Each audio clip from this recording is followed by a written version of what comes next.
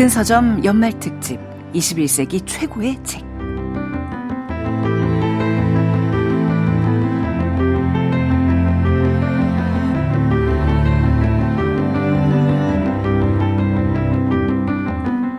안녕하세요. 작은 서점 최원정입니다. 이번 주를 끝으로 올해도 마무리가 됩니다. 새로운 천년의 25년을 기념하면서 작은 서점에서도 소박하게 최고의 책 목록을 만들어보고 있는데요. 오늘은 편집자들과 함께합니다. 21세기 최고의 책.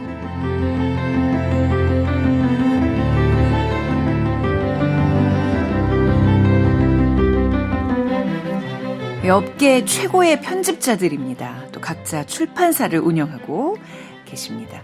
먼고 프레스의 김진영, 이야기장수의 이현실 대표 두 분과 함께하겠습니다. 어서 오세요. 안녕하세요. 네.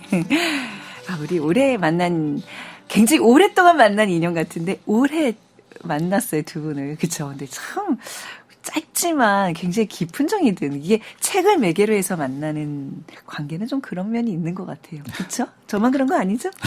항상 기다리게 됩니다. 저는 바쁘게 일하다가도 네. 여기 와서 또 책 수다를 떨 생각을 하면 너무 기분이 좋아지고 여기서 또 쉬어갔다가 다시 또 책 만들 힘을 얻는 것 같아요. 네. 오늘 저희가 작은 서점 식구들이 연말 특집으로 21세기 최고의 책을 뽑고 있는데요. 굉장히 다들 힘들어 하셨어요. 25년을 돌아보면서 최고의 책을 뽑으라, 이렇게 어려운 과제를 주냐, 어떠셨는지요, 두 분께서는요? 이제 제가 뽑은 25년간의 최고의 책으로 영원히 남게 될 거잖아요. 그쵸. 그래서 정말 혼자서 많은 책들을 후보에 올렸다가 내렸다가 또 이 책도 뽑아야 되는데 이 책도 뽑아야 되는데 했는데, 그런 동시에 되게 행복감을 느끼기도 했어요. 이렇게 좋은 책이 많은 곳에서 내가 책을 만들고 읽으면서 살아가고 있구나. 이거는 또 제 삶의 행운이구나. 이런 생각도 들었습니다. 네. 저도 저 혼자 치열해서 저 혼자 뽑는 건데도 네. 매일매일 이렇게 바뀌더라고요. 이렇게 소개 한 권만 선택을 네. 해야 되니까 굉장한 치열함을 뚫고 한 권의 책이 선택이 됐고. 그럼 먼저 이현실 편집자님의 21세기 최고의 책. 근데 저희가 부탁드리자마자 다른 분들에 비해서 고민 없이 이 책이요 하셨다고 들었는데. 고민은 많았고요. 그 드리기 전날까지 정말 치열하게 고민을 했는데 제가 꼽은 책은 김훈 선생님의 자전거 여행이에요. 네. 제가 이 책을 뽑은 건, 저는 이 책이 대체할 수 없는 책이라고 생각을 했는데요. 그 정도로요? 21세기는 어떻게 보면 저는 책보다 네. 영상의 힘이 막 파급력이 세진 시기잖아요. 그런데 그럼에도 불구하고 문장과 책의 힘이 얼마나 강력한지를 보여주는 책이라고 생각하고요. 네. 또 한국 문학과 모국어의 힘이 얼마나 강한지를 보여주는 책이기도 한 것 같아요. 그래서 그런 면에서 생각했을 때 저는 이 최고의 문장가의 최고의 책, 자전거 여행이라고 생각을 합니다. 우리 김훈 작가님의 책들은 저도 한 80% 정도는 다 읽은 것 같은 게, 저도 그 내용, 서사도 물론 중요하지만 전 문장이 되게 중요하다고 생각하거든요. 네. 근데 자타공인 다 최고의 문장가라고 하면 김훈 선생님을 꼽죠? 네. 그쵸? 네. 그리고 저는 이 자전거 여행이 김훈 선생님을 생각하면 많은 분들이 이 단문에 되게 이 타협할 수 없는 어떤 부사와 수사들이 없는 아주 단단한 문장을 떠올리실 거거든요. 네. 그런데 사실은 김훈 선생님의 초기작을 보면 만연체를 구사하신 작품들이 있어요. 제가 이 자전거 여행과 더불어서 풍경과 상처라는 산문집도 되게 좋아하는데, 네. 김훈 선생님의 초기 산문집인데 거기선 정말 굉장한 만연체들이 나오거든요. 네. 그리고 김훈 선생님 최초의 장편 소설인 빗살무늬 토기의 추억이라는 책을 봐도 어떻게 이렇게 한 사람에게서 다른 문체가 나올 수 있는가, 되게 경이로울 정도의 만연체가 나와요. 그리고 나서 이제 카레 노래의 즈음부터 김훈 선생님이 단문을 구사를 하시는데요. 자전거 여행은 저는 김훈 선생님의 만연체와 이 단문이 가장 아름다운 지점에서 합의를 본 작품이라는 생각이 들어요. 그래서 굉장히 문학적이고 아름다운 문장들이 쏟아지듯이 흘러나오다가도 어떤 역사에 대해서 말하거나 어떤 서민들에 대해서 말하거나 할 때는 또 마치 이순신을 묘사하듯이 네. 굉장히 담백하고 단단한 문장들이 또 펼쳐집니다. 네. 김진영 대표님이 말하는 김훈 작가님, 어떤 분이신가요? 저는 제 기억에 자전거 풍경이 나오기 전에 네. 이분이 기자 시절에 썼던 신문하고 잡지에 썼던 글들을 제가 스크랩을 했던 기억이 나요. 그래서 이렇게 아주 짧은 글인데 이거를 신문을 오려가지고 책상에 딱 붙여놓기도 하고 네. 그렇게 해서 반복해서 읽었던 기억이 나고 당시에 제 기억에 3대 문장가가 있었습니다. 김훈, 네. 정운영, 고종석. 아, 제가 이제 이 세 분을 제가 아주 젊었을 때 네. 이분들의 글을 막 신문 나오면 그분들 글부터 찾아보고 그 정도. 오리기도 하고 네. 막 그랬던 기억이 나고 근데 그런 글들이 언제부턴가 갑자기 책으로 이제 묶여서서 나오더라고요. 그러다가 자전거 풍경이 나왔는데 이 책이 굉장히 충격적이었어요. 저는 당시. 왜요? 이전에 썼던 칼럼들하고는 네. 전혀 다른 완전 글이었거든요. 에세이스트로 변경하는 어떤 그러니까 글이었는데. 에세이스트 기문의 네. 모습을 저는 이 책을 통해서 네. 봤던 것 같아요. 그 기자의 어떤 날카롭고 막 그런 게 아니라 갑자기 네. 부드러운 남자가 돼버린 기분. 네. 저는 이 자전거 여행에 앞서서 그 이유겠죠. 쓰신 이유에 이제 자전거와 관련된 이제 그 작가님과 이렇게 프로그램을 하나 만들면서 실제로 일산 거기 작업실이 있으시거든요. 거기서부터 파주까지 자전거를 타고 쭉 다니면서 뒤에 카메라 따라다니고 그러면서 쉬면서 또 대화 나누고 또 갑시다. 그리고 또 한 10분, 20분 또 자전거 또 페달 굴리고 또 쉽시다면서 하루 종일 고생을 했던 그 기억이 있는데 왜 고생이었냐면요. 자전거를 너무너무 좋아하시잖아요. 네. 근데 본인은 이제 그 당시 최고의 어떤 스펙을 자랑하는 자전거를 끌고 나오셨어요. 그러면서 저한테 이게 바퀴가 얼마짜리고 이게 이번에 무슨 저 책 팔아서 산 뭐고 자전거의 스펙을 엄청 자랑하셨는데 저희 집에 미니벨로가 있었거든요. 미니벨로 저 끌고 나간 거죠. 근데 그 하루 종일 그 최고의 몇 천만 원짜리 자전거와 10몇만 원짜리 미니벨로의 대결처럼 너무너무 힘들었던 기억이 있어요. 저도 자전거를 좋아하고 잘 타는 편인데 못 따라가겠더라고요. 큰 바퀴는요. 근데 그만큼 되게 건강하시고 그냥 여행을 같이 다녀도 너무나 좋은 어떤 동반자 같은 느낌으로 하루 종일 따라다녔던 기억이 있어요. 그래서 자전거 여행이 저한테 조금 특별한 네. 그런 책이기도 한데 아니 우리 이현실 대표님이 그 많은 명작들이 있는데 그중에서도 자전거 여행을 오늘 딱 꼽은 이유는 뭘까요? 이 김훈 선생님이 한동안 양력에 정말로 책보다 앞서서 쓰신 양력이 자전거 레이서라고 쓰셨어요. 내가 그러니까 그런 분이랑 다녔다고 했지. 그만큼 자전거를 정말 사랑하시고 네. 아까 이 원정 아나운서님께서도 자전거 관련한 추억을 말씀하셨는데 저도 김훈 선생님을 처음 이제 출판사 들어와서 뵀던 충격적인 기억이 일산에서부터 파주까지 원고지를 보자기에 이렇게 싸가지고 네. 자전거에 싣고 오셨었어요. 이게 루트시구나. 네. 그리고 이 자전거 여행을 보면 이 과거와 현재가 만나는 역사적인 풍경들도 있지만 저는 김훈 선생님이 너무나 행복해 보이시거든요. 네. 왜 그러냐면 오랫동안 기자로 이 도시 속에서 막 일에 지쳐 있다가 네. 이 대한민국 산하를 자전거에 몸을 싣고서 만나고 싶었던 이름 없는 사람들 그리고 그 대한민국 산하의 가장 아름다운 풍경들을 이 바퀴에 몸을 싣고서 즐기신 그쵸. 책이 이 책이잖아요. 네.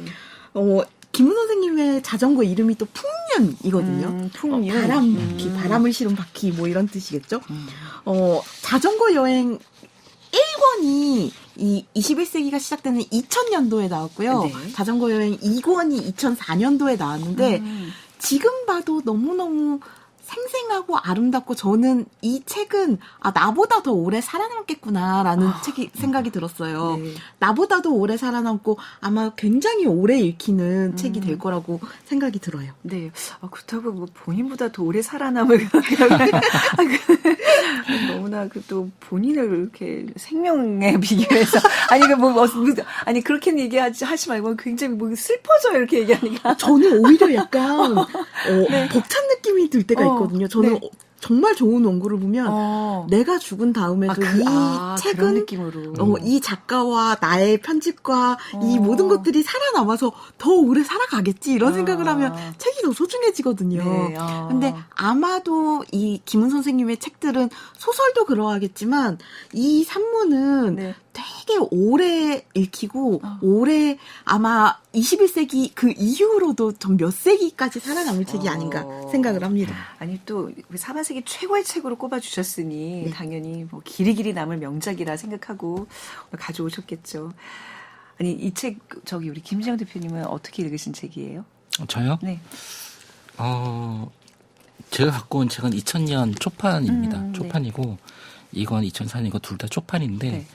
이 초판을 제가 그때 어떤 마음을 읽었는지 기억이 잘 안 나서 사실은 이번에 네. 다시 한번 읽어봤는데 다시 읽어도 굉장히 놀랍더라고요. 놀라울 현재 정도로. 김은 선생님의 문장과 이때 문장이 또 사뭇 좀 네. 다른 느낌이 있어요. 그것도 굉장히 놀랍고 또 하나 제가 발견한 놀라운 점은 네. 이 책을 쓰셨을 때 김은 선생님이 50대 초반이셨더라고요. 그렇겠네요.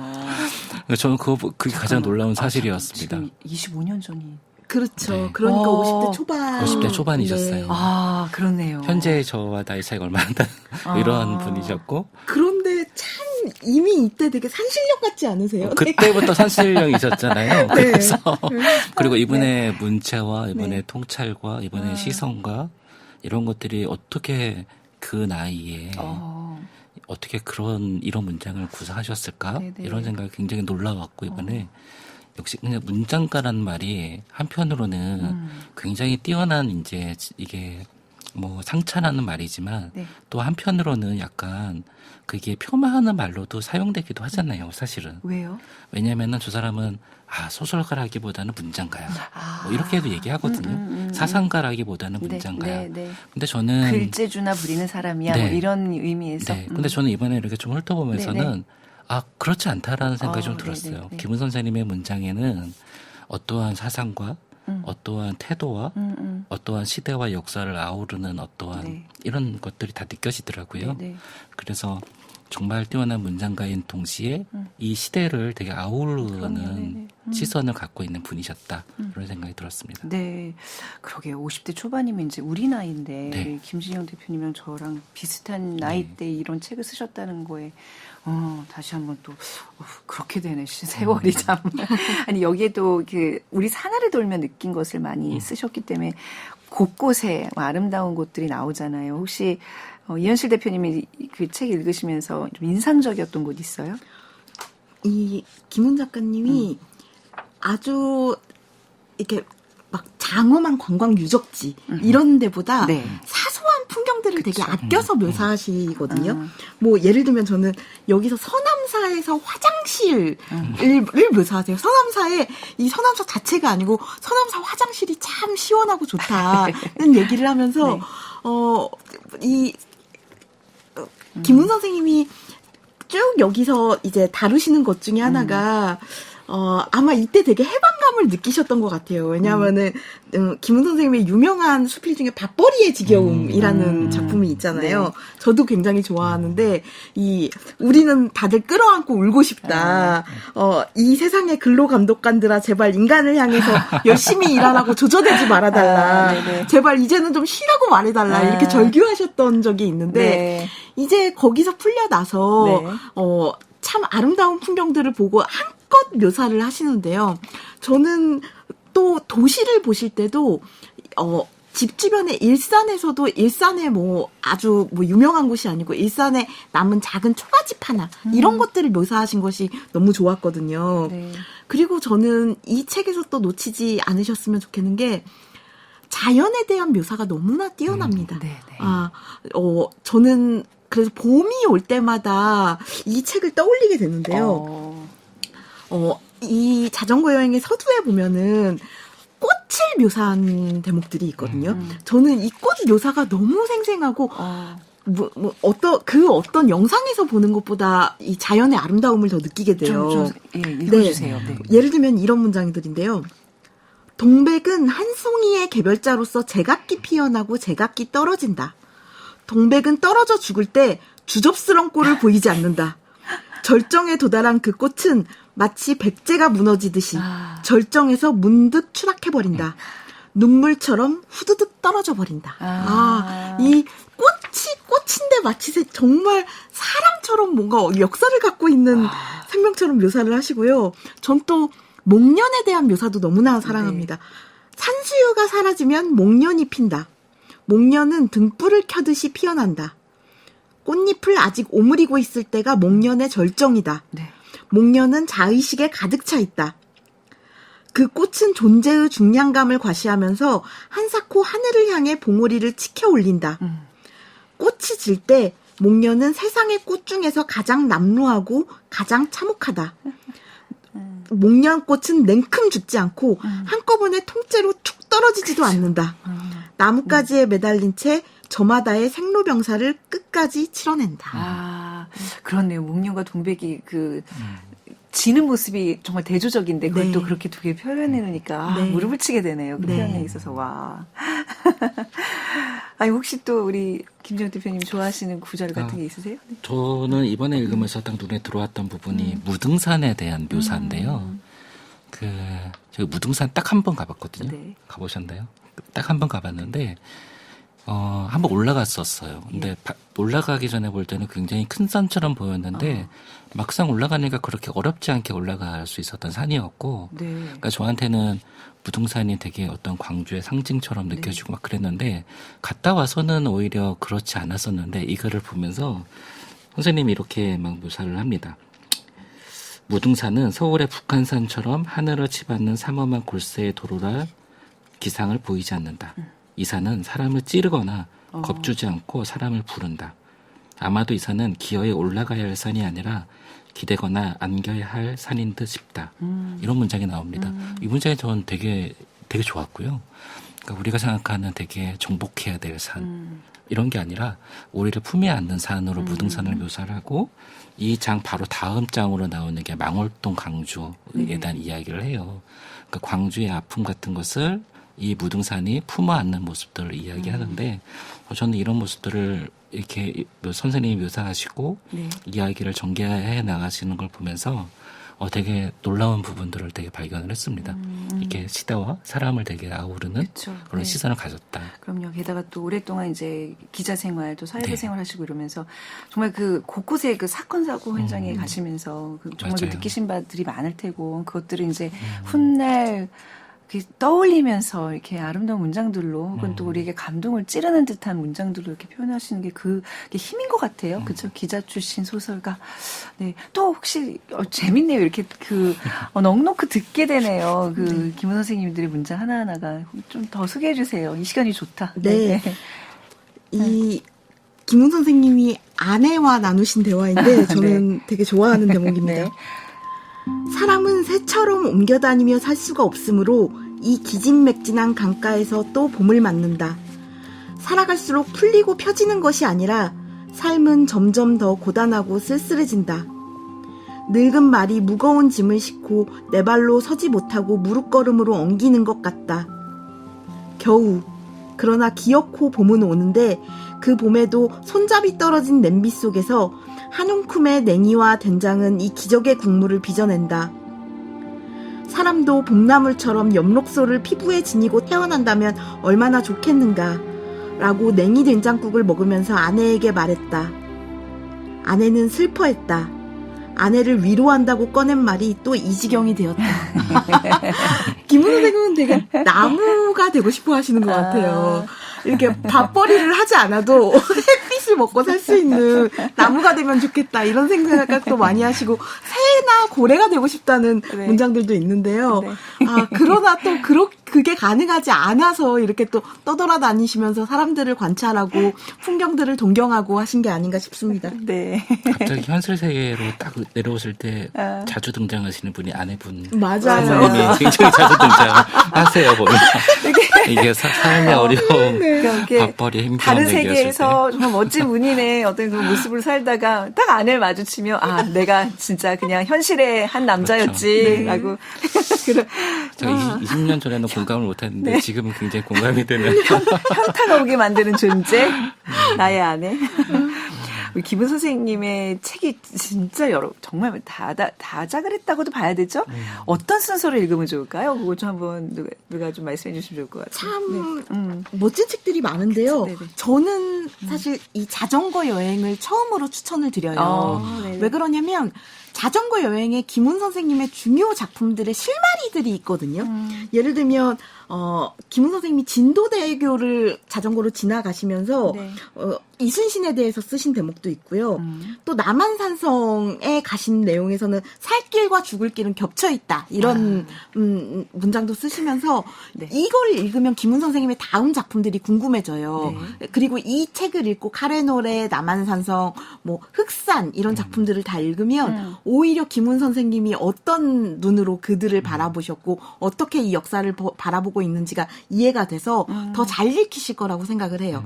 그러고 나서 이제 저는 김훈 선생님의 산문의 맛을 더 느끼고 싶으시다면 제가 만든 책들이기도 한데요. 라면을 끓이며 연필로 쓰기. 너무 좋아해요. 네, 이런 산문집들로 이어가시면 네. 또 김훈 선생님의 문장의 맛을 한껏 느끼실 수 있습니다. 가장 최근에 쓰신 게 하울빈인 거죠? 맞습니다. 네. 하울빈이 가장 최근작. 그 하울빈 이후에 지금 작품 활동을 하고 계신가요? 혹시 근황 아시는 분 있으세요?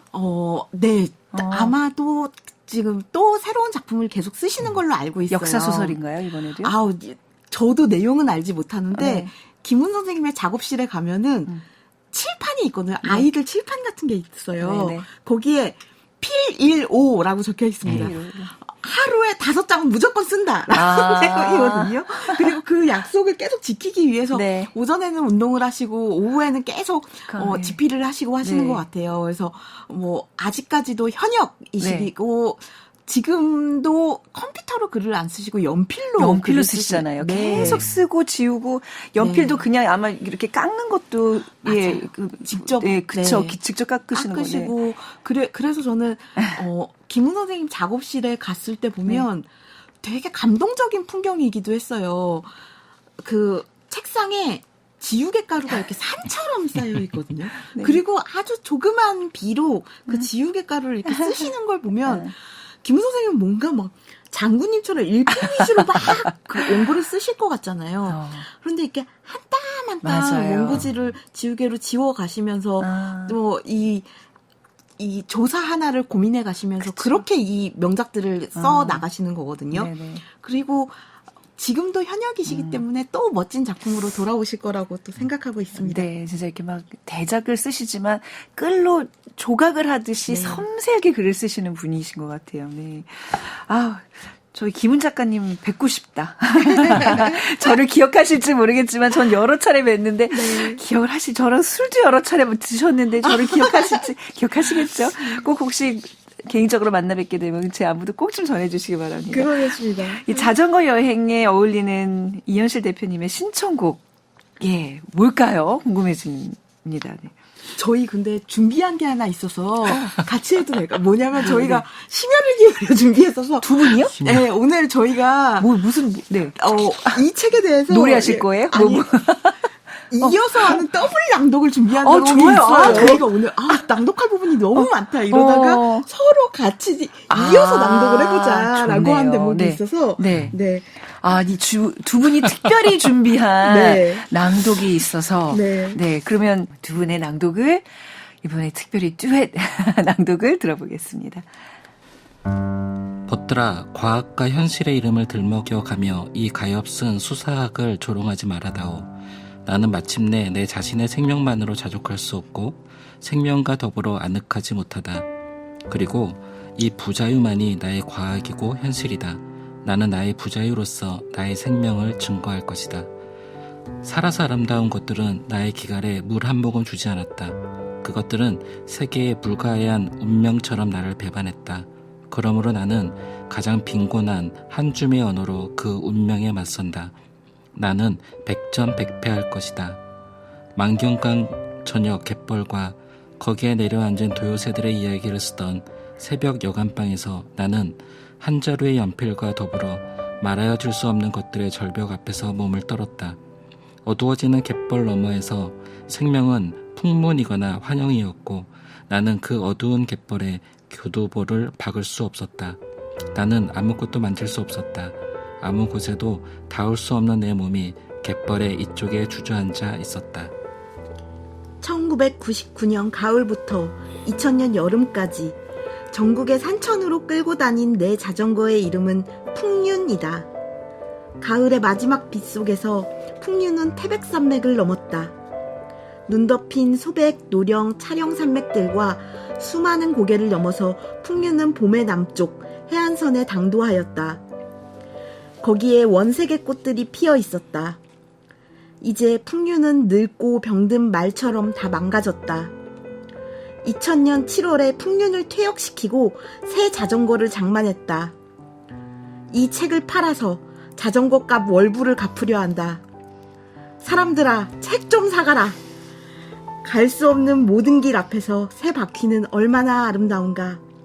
아, 아무것도 만질 수 없다 하더라도 목숨은 귀엽고 감미로운 것이다 라고 나는 써야 하는가. 사랑이여, 이 문장은 그대가 써다오. 52살의 여름에 김훈은 겨우 쓴다. 자, 2025년 작은 서점 연말 특집 21세기 최고의 책 몽고프레스 김진영, 이야기 장수 이현실 두 대표님과 함께하고 있습니다. 좋네요. 아주 풍성해지는 느낌입니다. 자, 책의 순위를 매긴다는 게 참 쉽지 않은데 21세기 최고의 책을 좀 뽑아달라고 부탁을 드렸습니다.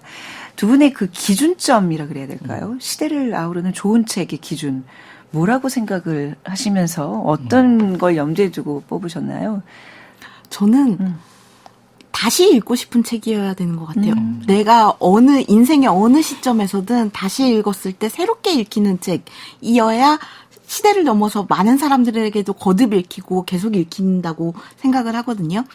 근데 김훈 선생님의 이 자전거 여행이 어느 페이지를 펼쳐도 그런 생각이 들어요. 김훈 선생님이 어느 농부를 보고 이 몸으로 문질러낸 희망이라는 표현도 쓰셨는데 저는 김훈 선생님의 이 책에서 어느 페이지에서도 내 삶의 어느 페이지에서도 얻을 수 있는 희망이 느껴져서 네. 어느 세대 어느 분이 읽어도 좋은 책이라고 생각을 합니다. 김진영 대표님은 어떤? 저도 엄격한 세 가지 기준으로 엄격하게 치열하게 세 가지 기준을 네. 가지고 했는데 네. 첫 번째는 제가 그냥 가장 좋아하는 책, 가장 좋아하고 제가 가장 영향을 많이 받은 네. 책으로 했고 두 번째는 출판계랑 한국 사회에 가장 큰 영향을 끼쳤고 끼칠 책, 끼칠 앞으로도 책까지 계속 읽힐 책. 세 번째는 저는 편집자의 방이니까 잘 만든 책이라는 기준을. 잘 만든다는 걸 되게 모호한 기준이긴 한데. 그러니까 책의 모양, 책의 디자인, 물성의 그다음에 윤문, 교정 뭐 이런 것들을 두루두루 저는 네네. 봐서 이 책은 편집자가 볼 때도 굉장히 잘 만들었다라고 하는 책 이 세 가지 기준으로 해서 이 책을 가져왔습니다. 글쎄요, 그렇게 엄격하고 치열한 서열 작품이 저 있었는데. 혼자 치열했던. 네. 서경식의 디아스포라 기행을 네. 가져오셨어요. 이 책을 선정하신 이유는요? 일단은 저는 서경식 선생님의 거의 모든 책을 정말 다 사랑하거든요. 그러시군요. 너무너무 저는 서경 선생님의 거의 모든 책뿐만이 아니라 이분이 참여했던 어떤 잡지 어떤 걸 이런 것도 제가 다 모으고 있고 네. 그래서 저한테는 굉장히 영향을 많이 끼쳤던 분이시고 그리고 서경식 선생님의 책들이 있는데요. 책들이 되게 많은데 제가 한 7년, 8년 전에 서경식 선생님 한번 뵌 적이 있었어요. 네. 그때 서경식 선생님의 이제 제자인데 일본에 유학을 했던 어떤 유학생, 근데 한국에 다 돌아온 유학생과 두 분의 이제 뭐 서신집을 만들어 볼까 하고 만나뵌 적이 있었는데 그때 막 여러 얘기를 하다가 선생님의 책 가운데 가장 사랑하는 책은 뭐냐고 물어봤더니 원래는 다른 책을 얘기하셨고요.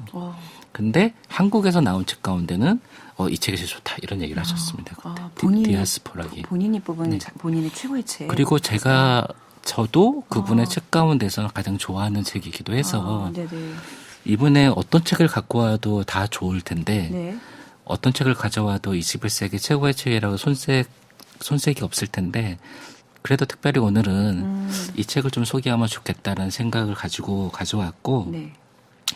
이 디아스포라라는 이 개념이 선생님을 정의하고 선생님이 지향하고 선생님이 이루려고 했던 것들을 가장 잘 표현하는 개념이 아닌가 네. 이런 생각을 했습니다. 그리고 너무 잘 만든 책인 것 같아요. 그러니까 20년이 지났는데도 저는 개정판이 아니라 개정판은 제가 못 봤고 네. 초판을 가지고 나왔는데 저도 들고 있는 게 거의 초판이지 않을까 네, 싶은데. 이게 20년 전에 나왔을 네. 때는 너무너무 잘 만든 디자인, 뭐 교정, 뭐 되게 좋았습니다. 초판 1쇄네요. 네. 제가 들고 있는 책도. 돌고래 출판사의 김희진 편집자가 만든 책이고요.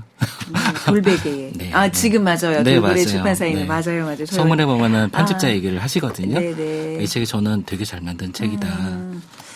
그런 생각이 들어서 이 책을 좀 소개하고 싶었습니다. 그러니까 특히 뭐 많은 책들이 있지만 특히 이 책은 그 서경식 선생님의 정체성을 드러낸 책이다. 그래서 네.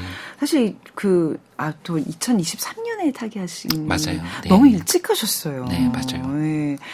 지금 양력을 보니까 이제 51년에 제일 조선인, 제일 네. 한국인 이제 네, 2세로 태어나셨는데 저는 이제 이 책 읽으면서 우리가 흔히 아는 그 자이니치 제1 조선인, 제일 한국인이라 그러죠. 요즘 공식적으로.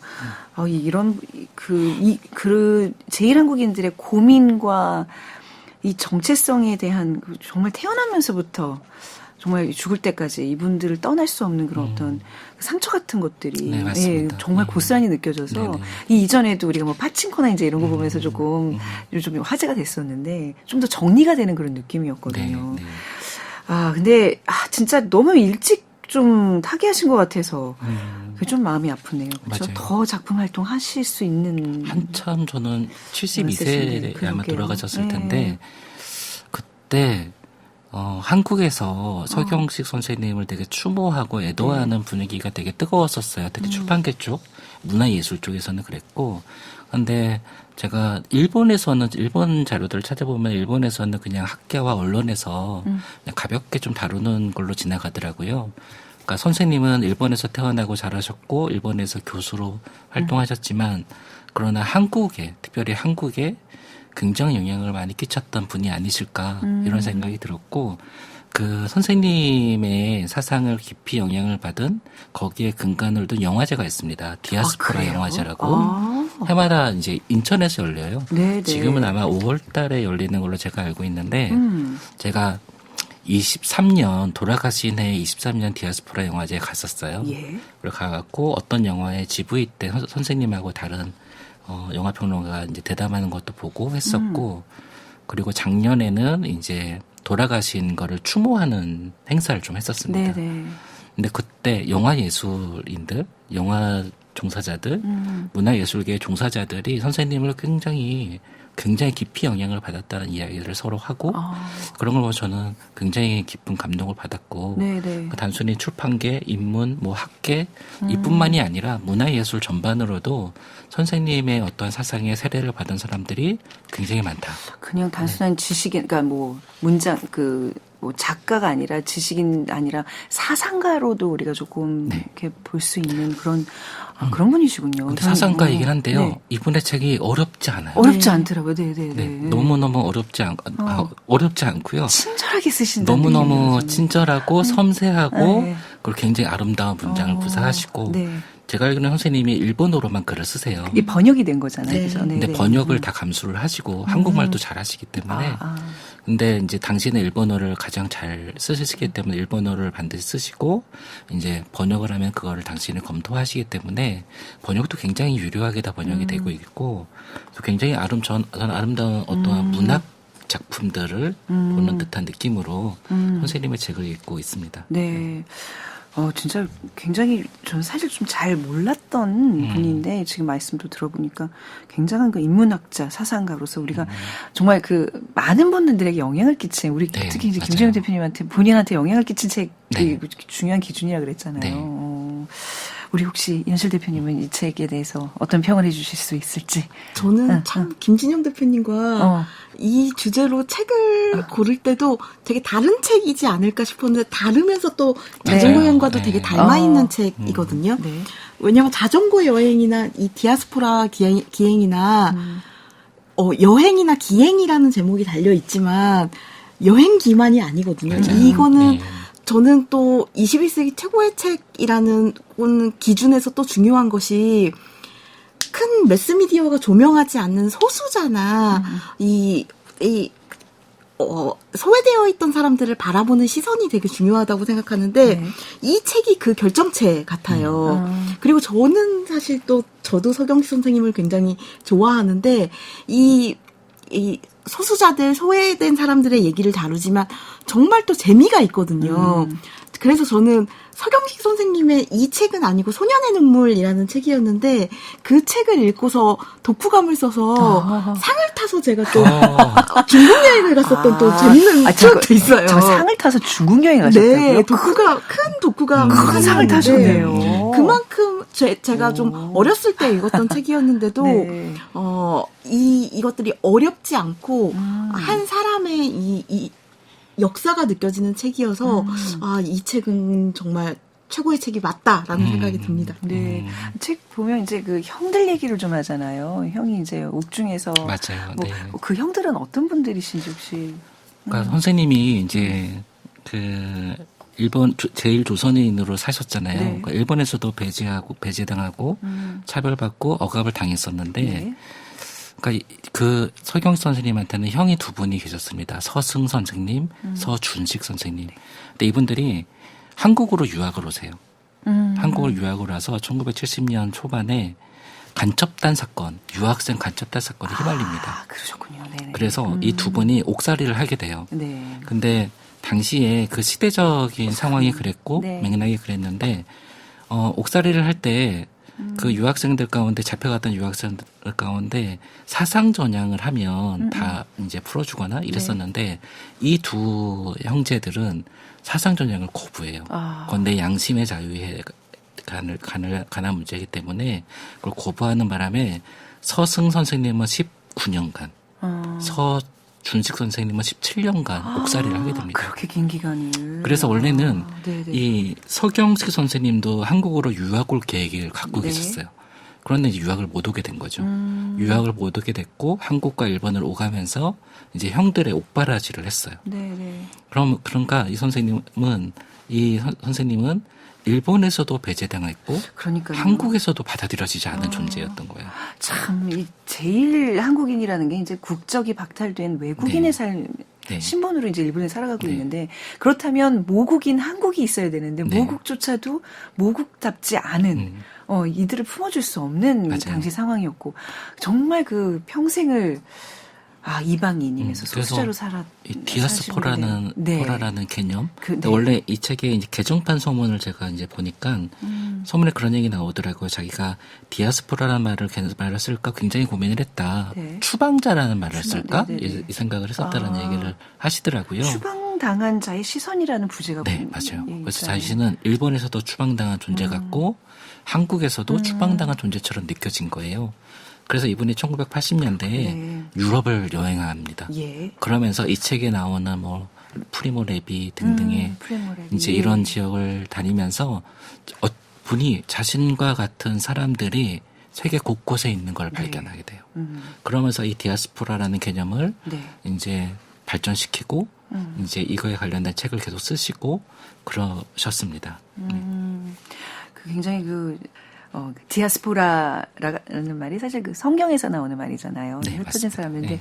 그 이제 여행을 다니시면서 전 세계 어떤 세계사 속에서 버려진 흩어질 수밖에 없는 사람들을 이제 한 분야 이렇게 조망하시는데 이게 사실 어떤 큰 통찰 그 맥락을 다 이해해야지만 할 수 있는 얘기들을 하고 계시더라고요. 저는 네. 그게 참, 이분 참 박식하고 대단하신 분이구나라는 생각을 했거든요. 이분은 두 가지 부분에 네. 대해서 저는 되게 감탄하는데 네. 하나는 역사예요. 역사. 네, 네, 네. 역사. 세계 역사에 대한 어떠한 인식. 음. 또 하나는 예술에 대한 예술 어떤 때만. 안목이 굉장히 뛰어나시고 그림, 음악, 네. 그리고 다양한 분야의 예술 분야에 대해서 이번에 굉장히 박식하신데 이 두 가지를 결합해서 이야기를 많이 풀어내세요. 네. 현대미술, 뭐 어떤 조각, 무슨 장소 그런 모습들이 그런 이야기들도 굉장히 문학적으로 풀어내기 때문에 네.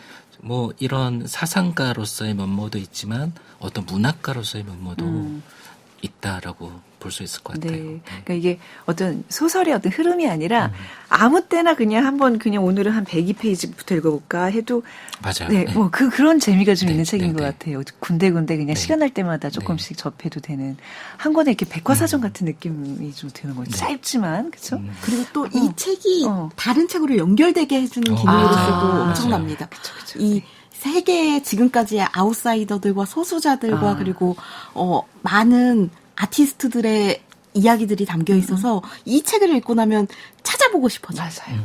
네네. 서경식 선생님의 책이 일본보다 우리나라에서 더 많이 판매가 됐거든요. 그리고 서경식 선생님이 프리보 레비에 네. 대한 책을 쓰셨고 여기도 등장을 여기 하고 나오죠. 이 책에도 등장을 하고 네. 한 권의 책으로도 쓰셨고 그래서 레비의 책이 우리나라에 다 출간이 됐어요. 근데 레비의 책은 다른 나라들 찾아보면 절판되거나 이런 게 많거든요. 네. 대표작만 남아있지. 근데 우리나라는 거의 전작이 다 출간돼 있고 그리고 그 전작들 잘 보면 서경식 선생님의 이름이 등장을 합니다. 뭐 해설 뭐 등등등 해서 그래서 레비가 한국 사람들이 이렇게 사랑하는 뭐 이것이 인간인가 이런 책들 거기에는 이 서경 선생님의 어떠한 힘이 있었다. 네. 영향력이 있었다. 이렇게 볼 수 있을 것 같아요. 자, 정말 우리 두 분이 얘기한 것처럼 지대한 영향을 끼친 우리 또 이제 현대 지식인들한테 영향을 끼친 책인데 앞으로도 그럴 책이고 잘 쓰여진 인문 에세이 좋은 문장들이 굉장히 많은데 두 분이 좀 특히 소개해주고 싶은 부분들 낭독을 부탁드리겠습니다. 네. 이번엔 듀엣 아니고 각자 좀 읽어볼까요? 이 소수자들은 참 삶과 죽음 사이에서 방황하게 되는 것 같아요. 네. 서경식 선생님이 그런 슬픔에 대해서 또 되게 잘 써주셨는데요. 제가 좋아하는 대목입니다. 아는 제일 조선인 중에 자살한 이들을 한 사람 한 사람 떠올려봐도 화를 내야 할 때 서글프게 웃고 하고 싶은 말도 제대로 못하다가 스위치를 뚝 끄듯이 사라져버렸다는 인상이 강하다. 그런 죽음과 만났을 때 나의 마음에 일어나는 감개는 잘 표현할 수 없지만 역시나 하는 심정에 가깝다. 그 사람은 이제 어깨의 짐을 전부 내려놓았구나 생각하고 싶은 마음을 알 것 같다. 제1조선인이 일상에서 느끼는 부조리한 경험을 자학적인 농담으로 표현하는 데 무척 능란한 지인이 있다. 그것을 두고 나는 농담으로 제1조선인의 유대식 조크라고 부른다. 농담의 주제는 많은 경우 제1조선인의 실상에 대한 일본인 다수자의 무지와 몰이해다.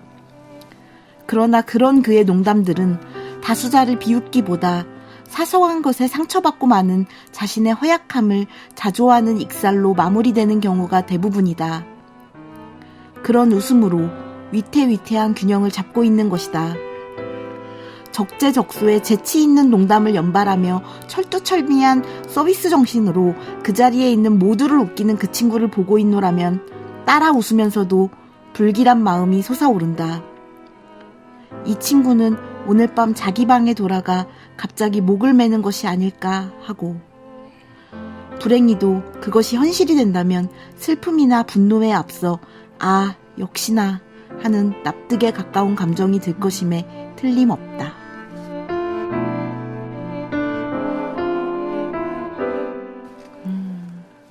역시 이 부분도 이제 일본 제1 네. 한국인으로서의 정말 말 못할 우리가 정말 헤아릴 수 없는 그런 그 차별의 시선에서 계속 그 어렸을 때부터 살았을 거 아니에요, 그죠? 네. 그걸 이겨내는 게 보통 일이 아니었을 텐데 이렇게 구석구석 튀어나오는 것 같아요. 그때 그 슬픈 감정들이. 그리고 최근에 제가 어디선가 참 웃지 않을 수 있는 것도 권력 이다라는 말을 보고서 참 실감을 했는데 아마 그 제일 조선인으로서 되게 슬프고 차별당하는 경험 속에서도 그거를 농담이나 자학으로 돌릴 수밖에 네네. 없는 슬픔들이 있었을 것 같아요. 그런 것조차 놓치지 그렇죠. 않고 네네. 책에 담으신 게 또 서경기 선생님이십니다. 네. 자, 그럼 우리 김지영 대표님. 네. 제가 어느 부분을 읽어야 될지 굉장히 많이 고민했어요. 엄청 표시를 많이 오셨는데. 근데 이 책은 펼칠 때마다 이게 저한테 확 다가오는 문장이 다르더라고요. 근데 이번에 저한테 가장 많이 다가왔던 부분을 읽어드리겠습니다.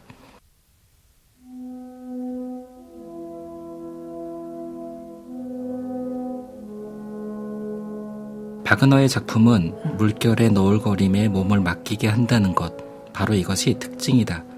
개인의 취향이나 취미, 의심이나 비판, 위화감이나 저항 등의 감정을 일단 젖혀두고 말하자면 몰 주체, 모라의 경지로 나아가 거기에 몸을 두고 크나큰 물결의 너울거림에 몸을 맡기는 것. 그것이 바그너의 음악에서 감명과 도취를 얻는 최상의 방법이다. 또 그런 태도만큼 파시즘에 바람직한 것도 없으리라.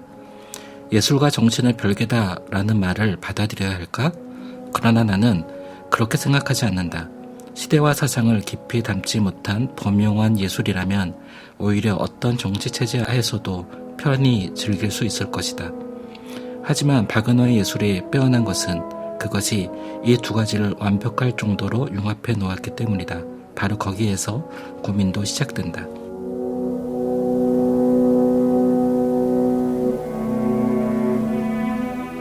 이 부분의 맥락은 이 바그너가 독일의 나치즘에 복무했다는 것부터 네. 시작을 해요. 그래서 선생님은 바그너의 음악을 싫어했어요. 바그너의 음악을 피했고 싫어했는데 근데 어느 날 불가피하게 음악을 공연을 가서 듣게 되고 근데 거기에서 굉장히 감동을 받은 네. 거예요. 근데 거기에서 이 듣는 자의 윤리는 어떻게 해야 되는가의 문제를 다뤄요. 네네. 그러니까 누군가는 어떤 역사에서 치명적인 정말 인류의 범죄를 저질렀는데 근데 그 사람이 하는 어떠한 예술은 너무너무 아름다운 것이죠. 예. 근데 이럴 때 우리는 어떻게 할 것인가의 문제를 다루거든요. 선생님이 이렇게 얘기를 하죠. 음악은 위대하지만 결백하지 않다. 이렇게 얘기하고 그리고 바그너를 분리해서 면제하지도 단죄로 봉인하지도 않아야 한다. 그의 음악을 위험한 유산으로 끝까지 문제 삼으며 들어야 한다. 이런 이야기를 하세요. 네. 그러니까 듣는 자의 윤리는 이 듣는 자가 피해자의 자리에 있는가 가해자의 자리에 있는가 또는 아무런 윤리의식이 없는 사람의 자리에 있는가 여기에 따라 나눠진다고 생각을 하거든요. 근데 저는 책 만드는 사람이니까 네. 우리가 이런 문제랑 결합이 될 수도 있거든요. 그러니까 어떤 책이 잘 네. 팔리고 예, 굉장히 예. 그럴 수 있는데 네. 그 저자의 문제가 있을 수 있잖아요. 그럴 때 우리는 어떻게 할 것인가. 그렇죠. 네네. 선생님은 이거를 무조건 봉인해버리는 것도 안 되고 네. 이거를 무조건 문제의식 없이 받아들이는 것도 안 된다라고 이야기를 하면서 이거는 위험한 유산이다라고 이야기하거든요. 그러니까 이 태도가 저는 굉장히 좋았고 이런 태도가 쉽지 않거든요. 이게 쉽지 않죠. 쉽지 저는 않아요. 지금 그 위험한 유산이라는 말이 뭐 중립적인 것도 아니고 어떻게 이걸 해석해야 되나 지금 고민하고 있었어요. 그게 굉장히 고민해야 되는 문제이고 이게 저한테는 아직도 명쾌하게 해결되지 않는 고민의 그쵸. 지점이 있어요. 네네. 이런 부분을 선생님의 책을 읽으면 이런 부분들을 계속 막 던지시거든요. 네. 어렵다. 그러니까 이런 네. 부분들이 저한테는 이런 문제는 이분이 얘기하는 어떠한 디아스포라의 문제 이런 것들은 점점점 그러니까 성경은 고대였고 근대 국가의 문제였지만 현대의 문제로 다가와요. 그러니까 현재는 이제 내셔널리즘을 되게 비판하시는데 네. 국가와 민족이 아니라 거기에서 어떠한 자유로워진 현대인에 대한 것은 이분의 문제의식은 오히려 미래로 갈수록 더 현재화되는 것 같거든요. 저는. 네. 네. 이러한 문제의식조차도. 그래서 저는 이러한 책을 우리뿐만이 아니라 맞아요. 네. 우리 앞으로의 세대들도 이분의 책을 꼼꼼히 보고 고민했으면 좋겠다. 그러니까 이런 생각이 듭니다. 저는 되게 인상적이었던 게 국가의 맹목적이었던 국가를 위해서 정말 목숨까지 바칠 정도로 그런 어떤 맹목성이 요즘은 점점 이념으로 바뀌어가고 있잖아요. 우리가 좀 이념 싸움 하는데 정말 미친 듯이 모든 걸 다 던지는 사람들 많이 본단 말이죠. 그런 거에 대한 또 고민도 굉장히 맞아요. 하시면서 저도 이건 진짜 이 시대에 2026년을 살아갈 우리가 좀 봐야 될 책이 아닌가라는 생각도 했었어요. 선생님을 보면 한국에서 추방당한 사람인데 그리고 내셔널리즘을 엄청 비판하는 사람인데 이분만큼 한국을 사랑했던 사람이 없는 것 같아요. 그런 느낌도 들었고요. 네, 맞습니다. 너무너무 사랑하시거든요. 와, 선생님 굉장히 묵직하고 귀한 책을 오늘 골라와 주셨습니다. 이게 단지 우리 김진영 대표님의 인생책이라기보다는 이 시대를 살아가는 우리 모든 사람들이 좀 접했으면 하는 마음에서 가져오신 거 맞죠? 맞습니다. 네, 어떤 마음으로 읽어야 될까요? 이 책이요. 네, 조금 전에 네. 말씀드린 네. 것처럼 저는 이 서경희 선생님의 이 디아스포라라는 개념, 이분의 관점, 시선, 질문들은 점점 현재화되고 있다고 생각을 해요. 그래서 이런 질문들을 가지고 네. 음악도 듣고 영화도 보고 맞습니다. 책도 보고 직업도 선택하고 어떤 정치적인 의제에 대해서도 발언해야 된다. 네. 이렇게 생각을 합니다. 네. 알겠습니다. 자, 지난 4월부터 이제 수많은 책을 소개해 주셨는데 오늘 21세기 최고의 책으로 그 또 두 권을 뽑아주셨는데 역시 이 두 분은 뭔가 다르구나. 이게 정말 굉장히 그 많은 생각을 하게 되고 뭔가 묵직하고 가슴이 꽉 찬 느낌의 어떤 그런 보람된 시간이었습니다. 김훈 작가의 자전거 여행 그리고 서경식의 디아스포라 기행 두 권 오늘 소개를 받았고요. 자, 최고의 책으로 뽑혔으니까 우리 독자, 우리 청취자 여러분께서도 새해를 맞으면서 꼭 한번 읽어보셨으면 좋겠습니다. 그리고 우리 두 분 내년에도 잘 부탁드릴게요. 진짜 너무 고생 많으셨어요. 감사합니다. 정말 두 분 때문에 기품이 그냥 묻어나는 방송이 되고 있습니다. 너무 감사합니다. 먼고프레스의 김진영, 이야기 장수 이현실 대표님 두 분과 함께했습니다. 인사 나누고 마무리하자. 감사합니다. 감사합니다. 감사합니다. 지금까지 아나운서 최원정이었습니다.